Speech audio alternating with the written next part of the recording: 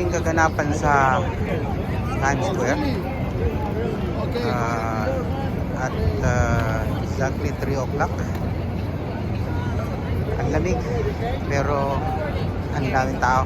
Ganda. Kita mo yung liwanag ng mga ilaw sa taas ng buildings.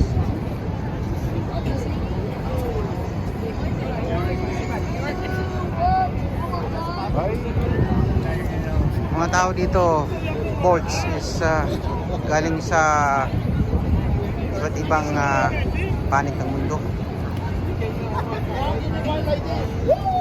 Okay? Yes, sir! Oh my God! Love it! Love it! Wow! Love it! Wow! Okay. Kami tuloy yung tugmanan mo. Dami. Live. Saka na.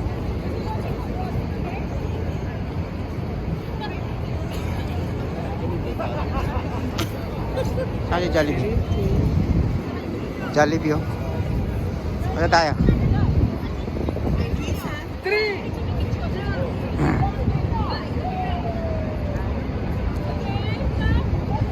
Dami tao. Ang dami rin mga modus operandi ng mga tao dito. Kung titingnan mo itong mga photographer na yan, boards. Yan is kung nagpa-picture ka sa kanina. Maganda nga yung picture, pero I think kailangan mo ng $20 na ibigay sa kanila. Minsan nabubudol yung mga tao, akala nila free, pero tingnan mo, yan ay mga budol yan. Pagkatapos niyan, sisingilin niya sila ng minimum $20.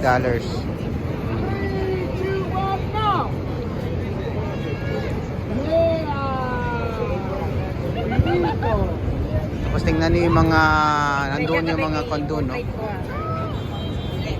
Yun naman yung pag napapicture ka sa kanila, yung mga mannequin na yun na naglalakad. At bayad din nun ng $20 din yun. Saan?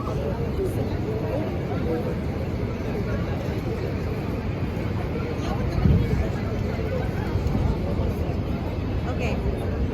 Okay.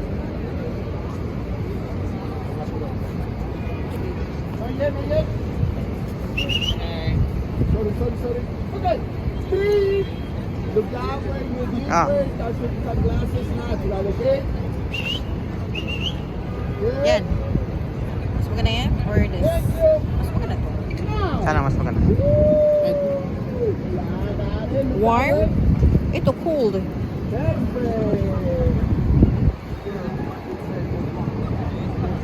Dami dito. Daming tao dito.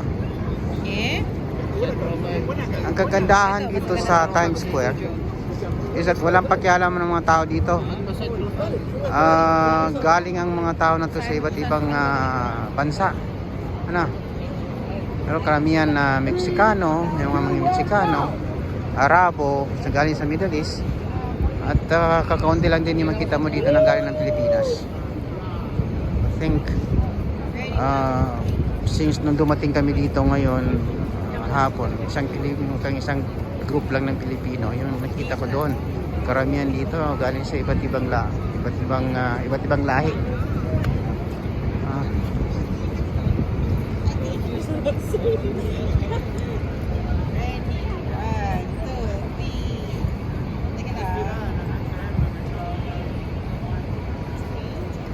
Yung last na video natin dito, kung makita mo yung last na video natin, bolts, is that umulan. Ngayon ang ganda ng panahon, although malamig, pero kayang-kaya pa naman. Ganda, it's gandang experience ng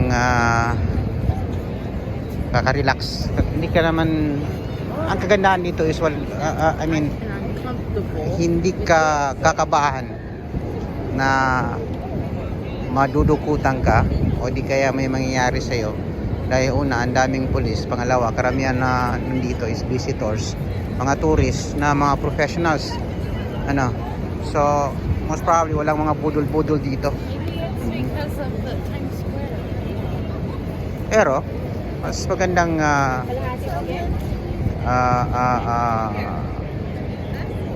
mag-ingat para hindi magsisi sa bandang huli.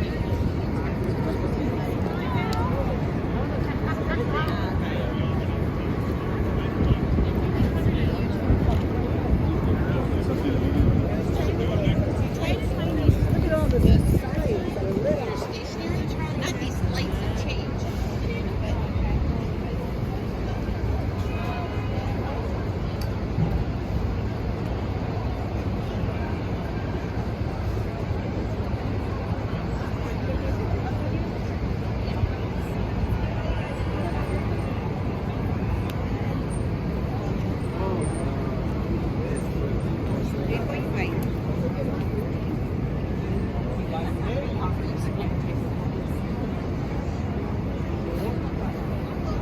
Ang style dito parang cowboy.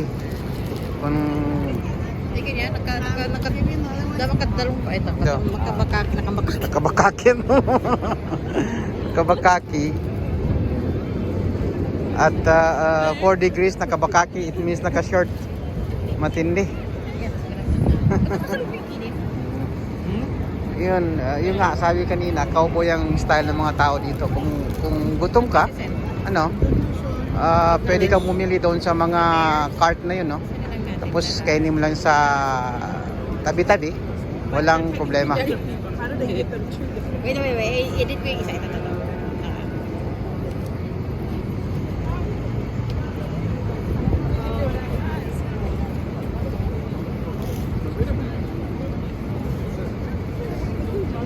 Ganda. 20 December 19, 2024. Gawin mo yung pinakita ko. Yung ano, parang sa profile niya yung pinakita ko sa'yo. Ano, Bolts? Yung Medyo nilalamig na yung kamay ko. Sa susunod na lang. At least nakita niyo yung kabuuan ng Times Square. Yung nga pala yung H&M. Picture ko kayo.